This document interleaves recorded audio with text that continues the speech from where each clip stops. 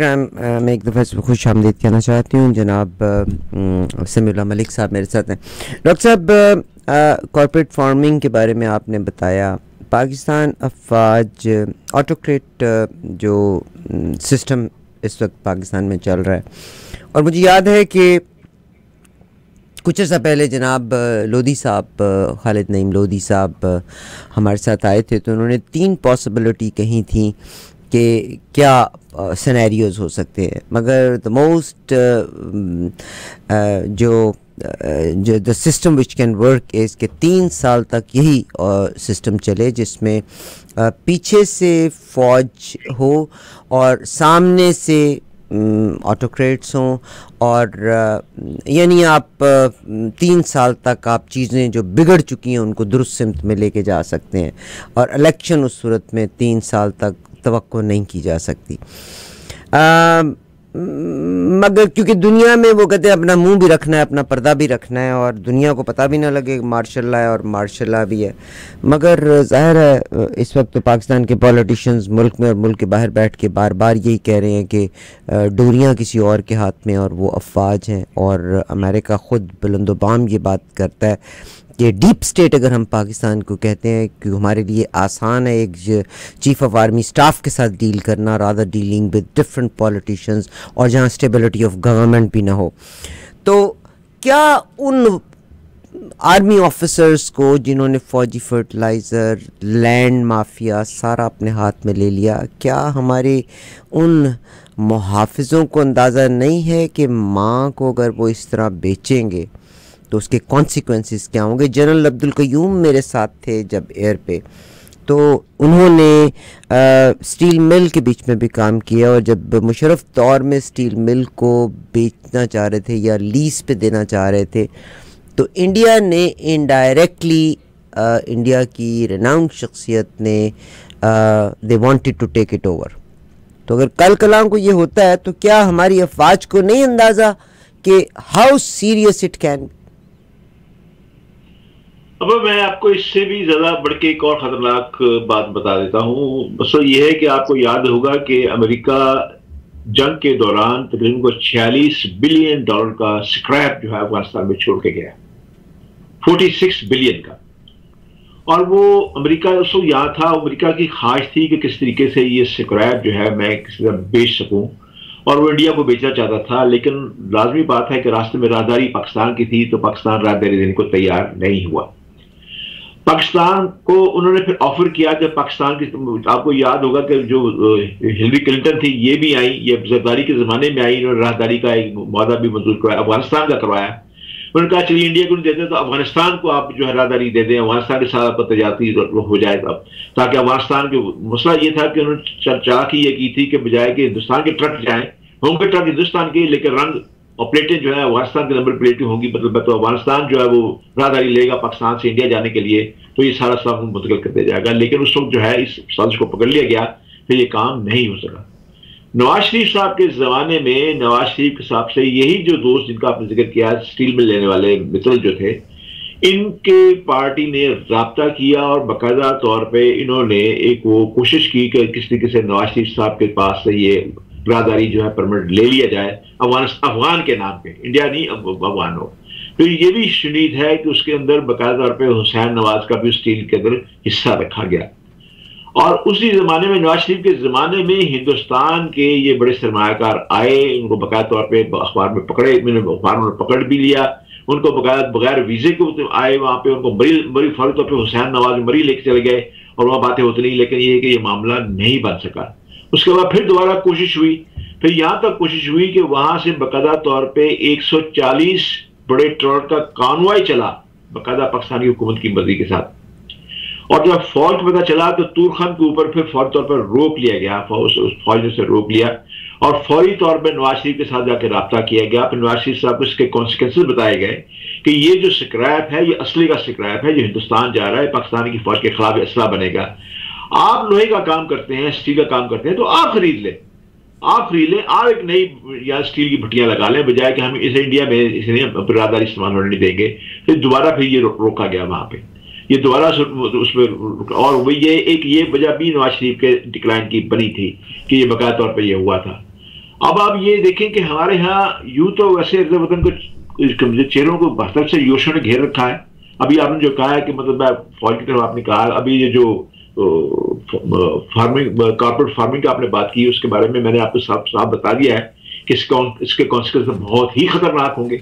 बेरोजगारी भी पहले की मैंने आपके सामने जिक्र किया कि 2700 खानदान को हटा के सिर्फ जो है वहां पे 1800 आदमी ले आए। आप देख लें 21,000 आदमी को हटा के 1800 आदमी को ले आए तो कितने, यानी आप इससे अंदाजा कर लें कि मुल्क में फिर बेरोजगारी और कितनी पैदा होगी। कल कला आपको याद होगा कि हिंदुस्तान के अंदर जो किसान थे, हिंदुस्तान के किसान थे, उन्होंने बकाया तौर पर 5 महीने का धरना दिया और ये कामयाब नहीं होने दिया। हिंदुस्तान में भी एक दूसरे मुल्क थे वो कॉर्पोरेट फार्मिंग करने वाले थे, और कॉर्पोरेट फार्मिंग जो थी उसमें उन्होंने ये किया था कि हिंदुस्तान के जो अपने बड़े सरमायाकार थे वो उसमें शामिल थे। लेकिन हमारे यहाँ तो मामला बिल्कुल उलट है। हमारे यहाँ तो गैर मुल्की कंपनियों को ये दिया जा रहा है, यानी नाम लिया जा रहा है सऊदी अरब का, फिर यूएई का नाम लिया जा रहा है, फिर उसका नाम लिया जा रहा है। मैं आपको 3 चीजें बता देता हूँ यहाँ पे, ये बड़ी जरूरी है समझने के लिए। मतलब आप देखिए हमारे जो सऊदी अरब के जो सलमान है, बादशाह सलमान, मतलब ये 20 साल तक रियाज के गवर्नर रहे। जब ये गवर्नर थे तो उस जमाने में रियाज उसमें करीमुल्लाह शाहिद सिविल था पाकिस्तान के, मुशर्रफ के जमाने में। तो उन्होंने पाकिस्तान ने मुशर्रफ ने उनको भेजा कि को पाकिस्तान की मदद की जाए, पेट्रोल के सिलसिले में भी और कुछ हमारी माली मदद भी की जाए। तो वो जो बादशाह थे, जो आजकल बादशाह हैं, उस वक्त एक गवर्नर थे, तो उन्होंने इनसे जाके मिले और उन्होंने जाके उन्होंने कहा कि देखें हम पाकिस्तान को अपना भाई समझते हैं, हर मुश्किल वक्त में हमने सबसे बढ़ के आपकी खिदमत भी की है, काम भी किया, लेकिन हमारे बच्चे ज्यादा प्रैक्टिकल हैं, वो आपकी मदद नहीं करेंगे।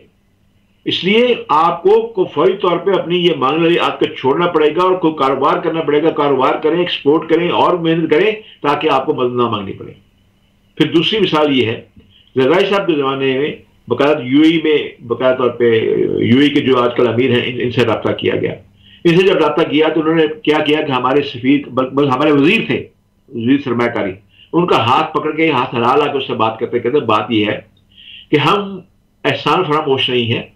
हमें वो वक्त याद है कि जब हम कराची में जाके आपसे मदद पाकिस्तान की मदद मांगा करते थे, लेकिन देखें मैं आपको एक बात बताऊं, मांगने से हमने भी सोच लिया, हमने मांग कर देख लिया, तो हमने देख लिया कि अपनी किस्मत नहीं बदल सके। लेकिन जब हमने कारोबार करना शुरू किया, अपने कदमों पे खड़ा होना शुरू किया, अपने व्यवसाय इस्तेमाल करने शुरू किए, तो आज हम इस हाल में हैं कि आप भी हमारे पास से मदद मांगने के लिए आ गए हैं।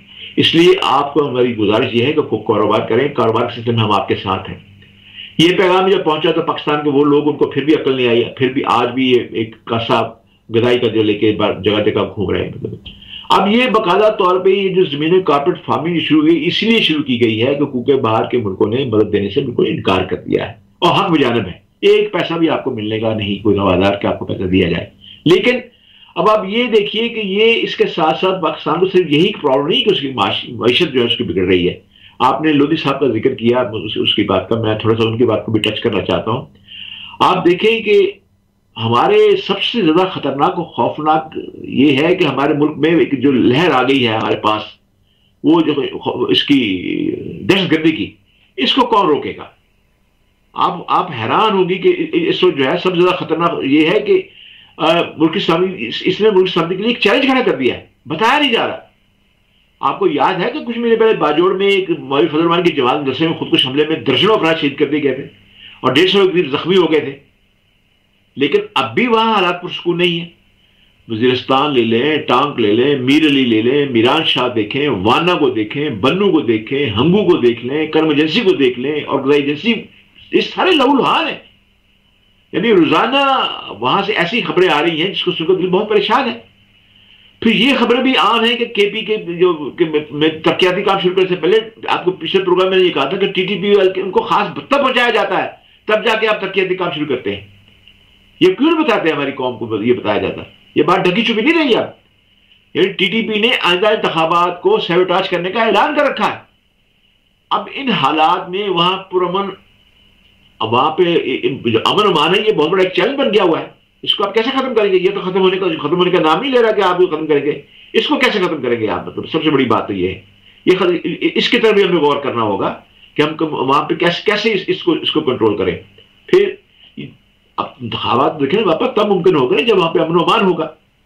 इसके लिए यकीनन हमारी सिक्योरिटी इदारे मुल्क की तफात हमेशा की तरह कुर्बानियों की एक लावजाल जो मिसाल भी कायम कर रहे हैं, मुझे इसका इनकार नहीं है।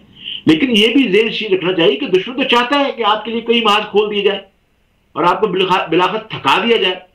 अभी आपकी जिम्मेदारी है ना कि इन मुश्किल हालात में अंजाम पर नजर रखते हुए तदब्बर के साथ ऐसी तदबीर के साथ काम ले कि दुश्मन फोर्सेस के नापाक इरादों को शिकस्त फाश हो। दुश्मन तो चाहता है कि आपके आइंदा लाए से पाकिस्तान के अमन मान को इस कदर खराब कर दिया जाए कि इंतखाबात हो ही ना, ताखीर का शिकार हो जाए, या 3 साल तक जैसे उन्होंने कहा वो वहां तक चल जाए। भाई जमहूरी का सफर, वो कहेंगे शोर मच जाएगा, जमहूरी का सफर रुक गया है। मैशत को संवारने के तमाम प्रोग्राम में रखना डालने की दुश्मन पूरी कोशिश कर रहा है और करेगा। सी पैक में ऐसा टारगेट बनाया हुआ कि दिन रात आप देखिए कि चीन अब वो कोशिश करने की किसी चीज से दूरी पैदा हो जाए। बड़ी मुश्किल से चीन को दोबारा घेर के हम लाए हैं वापस। अब और गैर मुल्की सरमाया का तो वैसे ही भाग गए हुए हैं, करींदा। इन तमाम मनफी असरात का मुल्क जो हमारा जो है बहुत बर्दाश्त नहीं कर पाएगा, और यही हमारा दुश्मन चाहता है। अच्छा, एक बात और यहां याद रखें कि अफगानिस्तान में फिलहाल जंग खत्म हुई है, लेकिन जंगजू तो अभी तक मौजूद है वहां पे। जंगजू को तो कोई भी उनको जंग का मैदान चाहिए, उनको तो उनके पास उनको भी मसरूफ, वो खुद को भी मसरूफ रखना चाहते हैं ना। अब जंगजू अपने लिए टारगेट तलाश कर लेता है, और टारगेट तलाश करना तो कोई मुश्किल बात नहीं है, हमारे दुश्मन से टारगेट दे देते हैं, उनकी रोजी रोटी चल रही है, वो तो अपने आप को मसरूफ रखा है उसने, तो वो तो करता रहेगा। अब बुनियादी बात यह है कि बाढ़ लगाई हमने, इस बाढ़ के होते हुए 40-50 हजार पाकिस्तानी नौजवान अफगानिस्तान कैसे चले गए, और जो वहां पर जंग खत्म हो गई तो 40-50 हजार पाकिस्तान वापस कैसे आ गए? ये एक सवाल है दोनों मुल्कों से, अफगानिस्तान से भी और पाकिस्तान के जो हमारे इदारे हैं उनसे भी। दोनों मुल्कों के लोग जो गैर महफूज हैं, अब इस पे हम गुजारा करते रहेंगे कि जी हम इन अफगानों पर इल्जाम लगाते रहे, वो हम पे इल्जाम लगाते रहे। हमें शुक्रिया समीम भाई। अब मामला तो सिर्फ इतना है कि अल्लाह करे कि इन चीज़ों का सलूशन कोई निकल आए, और आर्मी यकीनन इसको, वही बात है ना, मुझे बहुत से लोग कॉल करके कहते हैं कि सलूशन बेस्ड प्रोग्राम रखें। भाई सलूशन तो उन्हीं लोगों ने करना है ना कि जो कोई गवर्नमेंट्स हैं, मगर मेरा ख्याल है कि अगर लोगों की ज़िंदगी को आसान बना देगी फौज, तो लोग आगे पीछे सबको भूल जाएंगे। मसाइल हम आपको बता रहे हैं ना, आपने सही जवाब दिया, सलूशन तो वही करेंगे हम, तो बस आपके जरिए मसाइल बताएंगे। मगर समी भाई लोग ये कहते हैं ना कि मशवरा तो बाहर से सारे देते हैं, आप सलूशन भी तो ऐसे लोगों को लेके आए जो हमें मतलब इस भंबल भूसे से निकालने की कोशिश करें।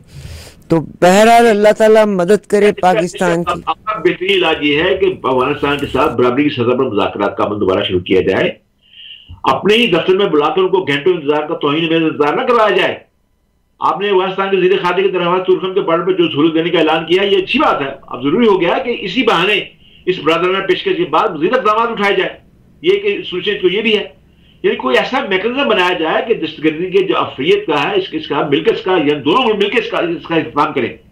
पाकिस्तान में मौजूदा लिबरल, सेकुलर और शिदत पसंद और अमेरिकी पिटारी को दानिश फरोश है ना, ये काबुल और इस्लामाबाद में बढ़ती हुई दूरियों को देखकर बगले में जा रहे हैं, बढ़ चढ़कर अफगान तालिबान के खिलाफ कानून लिखे जा रहे हैं, और पाकिस्तान की तमाम सिद्धों की जड़ जब काबुल हुकूमत को बरकरार दिया जा रहा है। ये सब पाकिस्तान या पाकिस्तानी कौम की खिदमत नहीं कर रहे, बल्कि मजीद नफरतों को हवा दे रहे हैं। ये भी सोल्यूशन आपको बता रहा हूं, इनको लगाम दी जाए, क्योंकि अफगानिस्तान हो या पाकिस्तान, दोनों यकजान दो कालब बनाने चाहिए इनको। दोनों तरफ से मोहब्बतें और क़ुव्वत का जज्बा मौजूद है। खुदारा दोनों मुल्कों अपनी सरजमीन पर दूसरे के खिलाफ इस्तेमाल से सख्ती से रोकें। ये दहशतगर्द किसी के अपने नहीं होते। मैंने पहले बताया ना कि टीटीपी के नाम से पाकिस्तानी सरजमीन पर दहशतगर्दी की जो कार्रवाइयां हो रही हैं वो किसी गिरोह में भी काबिल कबूल नहीं है, लेकिन कार्रवाई को काबुल हुकूमत के खाते में डालना भी कोई करीने इंसाफ नहीं है। इसलिए काबुल और इस्लामाबाद को आपस में बामकसद मुज़ाकरात करने चाहिए। अफगानिस्तान और पाकिस्तान के इंटेलिजेंस अदारों के दरमियान कुछ ऐसी अंडरस्टैंडिंग होनी चाहिए कि ये एक दूसरे को मालूमात फराहम करते रहें। तो दूसरी बात यह है कि इलेक्शन कमीशन की नई हदबंदियां मुकर करने और आपके जारी एहसाब के बना पर अगर इंतखाबात ताख़ीर का शिकार होते हैं तो इसके पस मंजर में होने वाली उन कुव्वतों में भी नजर रखी जाए। ये सोल्यूशन आपको बता रहा हूं कि जो इसकी आड़ में मुल्क में मराफरत और फतहरी को मैं इसलिए हवा देंगे ताकि इनके गिर जो एहसाब का शदीद तंग घेरा खत्म हो सके। इसके लिए मुमकिन है कि वकला की तारीख से इसका, ये मैं पहले भी कहा था, आज भी मैं कह रहा हूं कि मुमकिन है इस तहरीक का आगाज जो है वकला की तारीख से शुरू कर दिया जाए, उसके पीछे आके भी सारे खड़े हो जाए और जाके ताकि ये जो एहसाब का आपने शुरू किया है, मैंने अपने पिछले प्रोग्राम में आपसे ये कहा था कि भी ये एक लेफ्टिनेंट जनरल जो है बलूचिस्तान की सोलह में उनका नाम लिया जा रहा है रिटायर्ड का, एक ब्रिगेडियर उनका डॉलर के उनका उनका नाम लिया गया है, उनके वहां भी गैरतंग किया गया है। इसलिए काम तो बहुत हो गया। आज आप देखें, आज ही मैं देख रहा था कि जिस जमाने में ऐलान हुआ था, जब से ये काम शुरू हुआ है और आप ये स्वर्गीय काम खत्म करने का जो लोग लगे हुए हैं, आपका डॉलर जो है 33 रुपए 70 पैसे कम हो गया है। सही सही। आप ये देखें समीम भाई, बस अल्लाह ताला बेहतर करे और ये हुकूमत कुछ कर सके। हमारा तो टाइम खत्म हो जाता है और इसी तरह हमारी जिंदगी का टाइम भी खत्म हो जाना। अभी ये देखिए ना, मैं आपने जो अहबाब आपसे पूछते हैं, यकीनी बात है कि मुल्क से मोहब्बत करने वाले हैं, तभी वो आपसे पूछते हैं कि इसका सोल्यूशन क्या किया जाए। सोल्यूशन भाई हम तो मसाइल बताएंगे इस ताकि आप भी वेल अवेयर हो, आप भी अपने मुल्क में अपने चीजों को बता सकें कि ये मसाइल हैं। आप पूछा करें, इंटरेस्ट लें। बहुत शुक्रिया। आप इंटरेस्ट लें, किसके साथ इंटरेस्ट लें? तालीम आप नहीं देने देते, झूठ आपने बोल बोल के कौम को उल्टी तरफ लगा दिया है। एनीवेज हमारा टाइम समीम भाई अब तो अब हुआ, क्योंकि मेरा दिल था कोई एक अच्छी सी मैं बात भी कर लेती और फिर आगे चलती। इंशाल्लाह अगले प्रोग्राम में मुलाकात होगी, तब तक इजाज़त दे दीजिए। ओके, इजाज़त दीजिए।